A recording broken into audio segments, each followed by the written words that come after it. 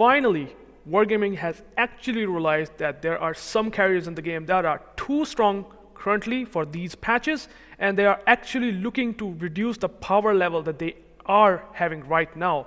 And I'm talking about some of the carriers that are really, really powerful, like some of the super carriers in the game. The first generation super carriers that we all know, that is, well, one of them is Sekiryu, and there is United States, as well as there is also Eagle.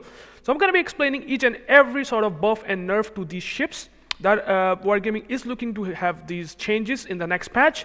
So I will definitely going to explain each and everything. So let's just get to it.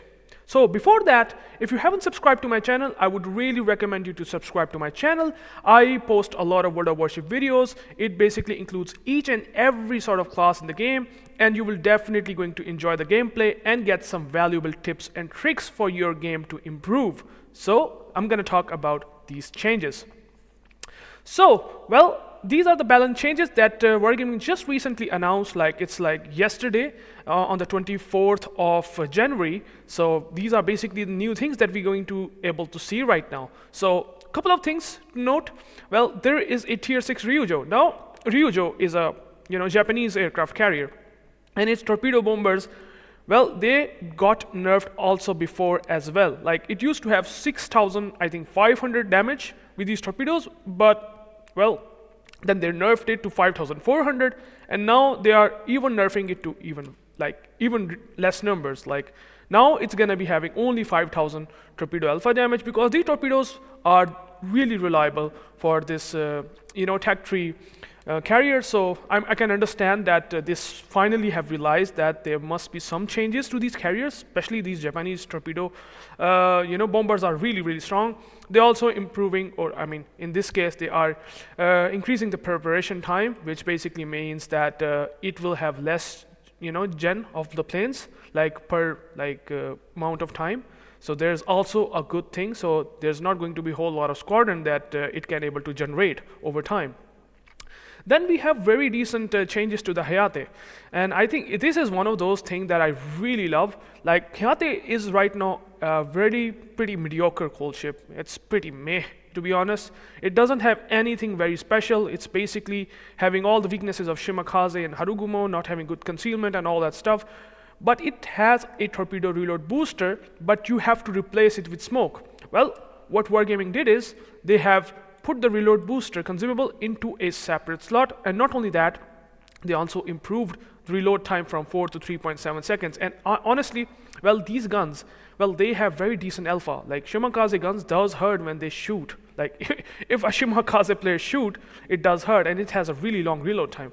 Hayate has better reload time, but they have buffed it even more, which is very nice to see. Then we have Sekiryu. And Sekiryu, honestly, is one of the most ridiculous ships in the game. I absolutely loved and enjoyed this game simply because it basically wrecks everything. I mean, yeah, unfortunately that is true, but now they are actually looking to nerf these super carriers, and there are a couple of carriers that I'm going to be explaining for every single thing.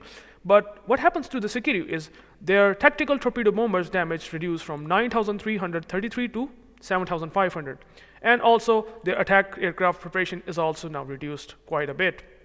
That helps quite a lot, because Sekiryu, well, it has 4 torpedoes. Imagine 9,333 torpedoes coming on your broadside to a cruiser, or I mean, if I talk about battleships, that somehow can be mitigated, but the cruiser, well, it gonna get smashed.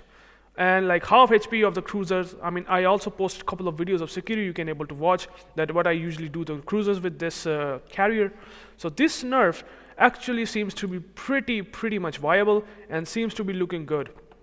And I mean, that's one of those things that I really like, that at least they finally realized to nerf it.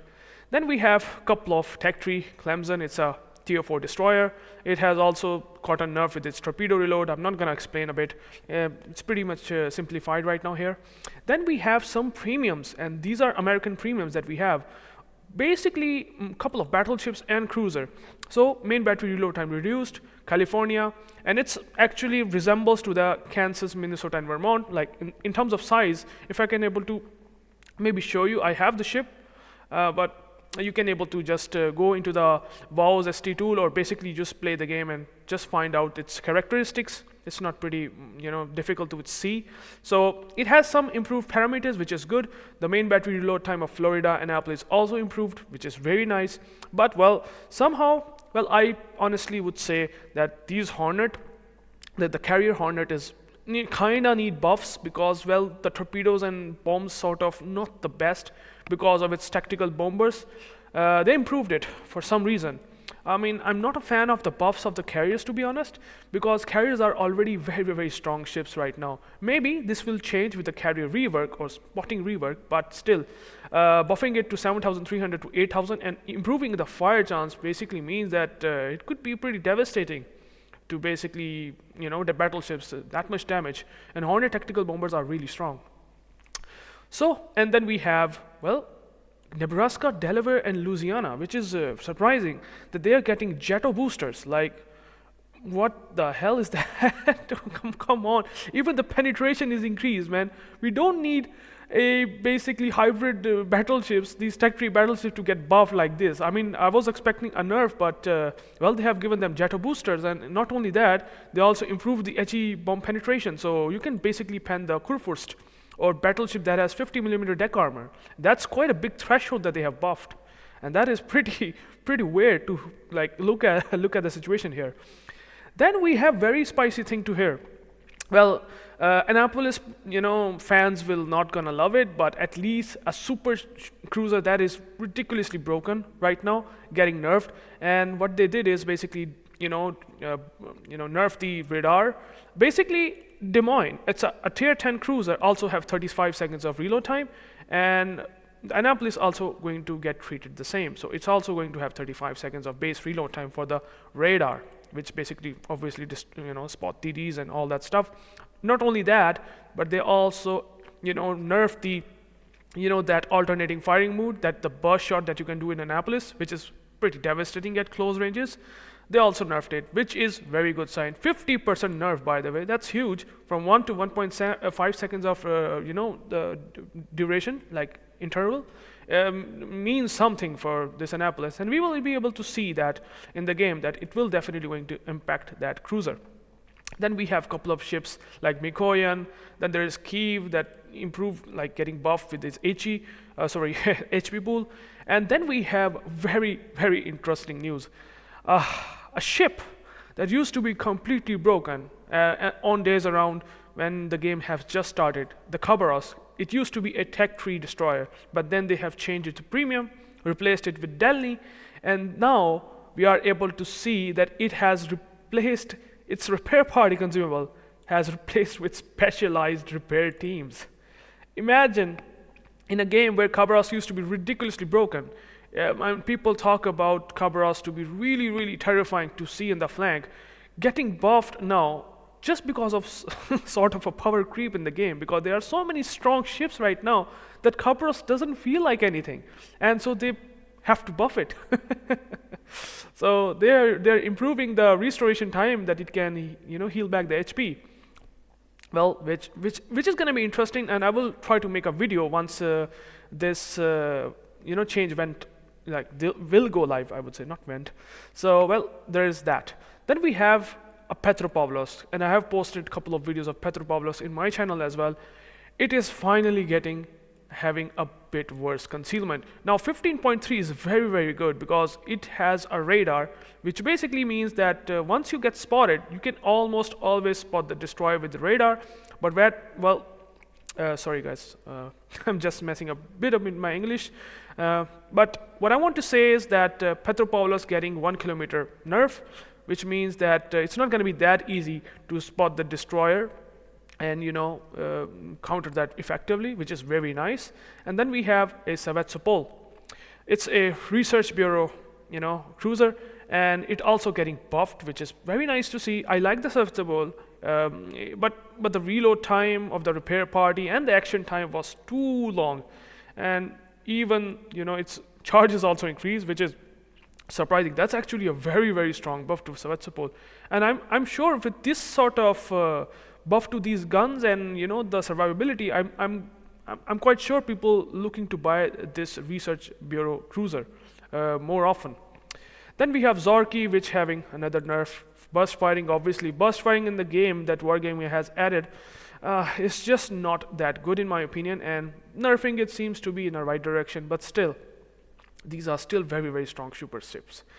Then we have, well, the Colossus. A Colossus is a carrier that, well, I have posted a lot of videos about the AP rockets that are just ridiculously broken.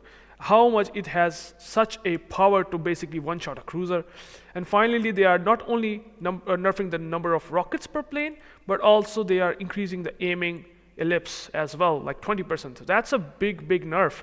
Not only that, they also are nerfing, the aiming ellipse, the able to, when a carrier player try to aim on an area where the citadel lies, well, the chances of hitting on the center of that aiming ellipse, well, it got also reduced, which is very nice to see.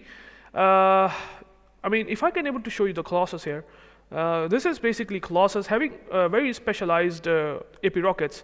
So AP rockets, you can able to see, well, there's a Colossus, and AP rockets alpha damage is 3,400, which is pretty insane, and it has 6 rockets per plane. And imagine you have 18 rockets coming towards your broadside.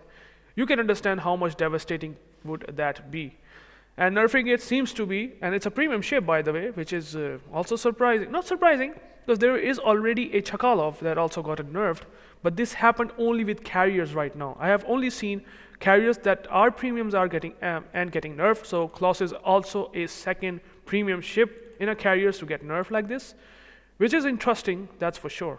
And they have basically explained everything that why they are doing this. And I mean, they should not have basically created the parameters of these AP rockets in the first place, but well, I'm sure that people who bought the Colossus, they might not be happy about this. Then we have Duncan, St. Vincent, well, getting nerfed, getting buffed. The Duncan getting buffed, but the heal that it has, well, it getting nerfed, so a lot much higher reload time. Then we have Malta, which basically somehow, I'm not sure what they have done with this. They have buffed the torpedo damage, but they have nerfed the number of bombs that you can drop on ships. So now it has gotten from 4 to 3. Now, if I can able to tell you, Malta has 5 dive bombers per attack, okay? So it dropped 4 bombs per plane. So what that means is that it dropped 20 bombs. Now, because of 3 bombs per payload per plane, now it's going to be 15.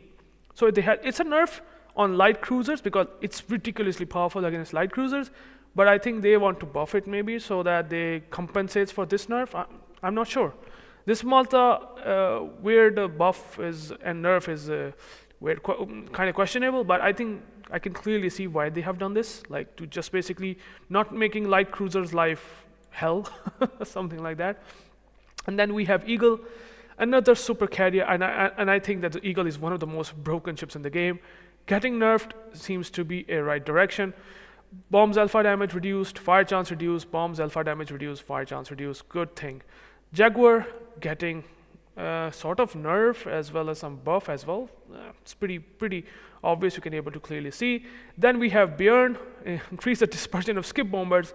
Unfortunately, I don't have Bjorn, otherwise I could have make a very nice video on it. But Bjorn is specialized because skip bombers are ridiculously powerful against destroyers. So nerfing it seems to be another right direction. And then we have Conde. Conde, boy, this ship, man.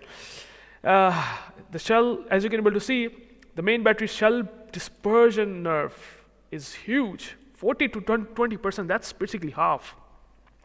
And to compensate that, they also buff the reload time, which is kind of weird, but they should not have nerfed buffed the reload time, but well, there's exactly that. Then we have couple of destroyers, the whole couple of destroyers. There's also Leon Premium. There is Vittorio Veneto, which has a Sigma buff, which is so nice to see. Honestly, it needs a buff, and it seems to be very nice. Rudder shift reduce, nice. Cristoforo Colombo gets his Sigma buff, firing angles buff, and rudder time buff. Very nice. Colombo needs buffs. They have done that, which is very nice to see. Then there's more reload time buff to Dalian and Sun Yat-sen AP Alpha. Kunming getting improved detection, and Kunming is really decent torpedo boat, and now it has ridiculously good concealment. That seems to be pretty interesting as well. Then we have a couple of Tech Tree Pan-European destroyers, and then we have another premium that is having a change parameters of burst fire mode. So these are all the changes that Wargaming did, and mostly what I can say that they're trying to take the carriers into the right direction, but still, unless they do something with the spotting changes, I still have really high doubts that this will help so much in making carriers less broken than they are right now. So, and they haven't touched the FDR, which I am surprised that chip is so broken, and they haven't touched that, which is very surprising.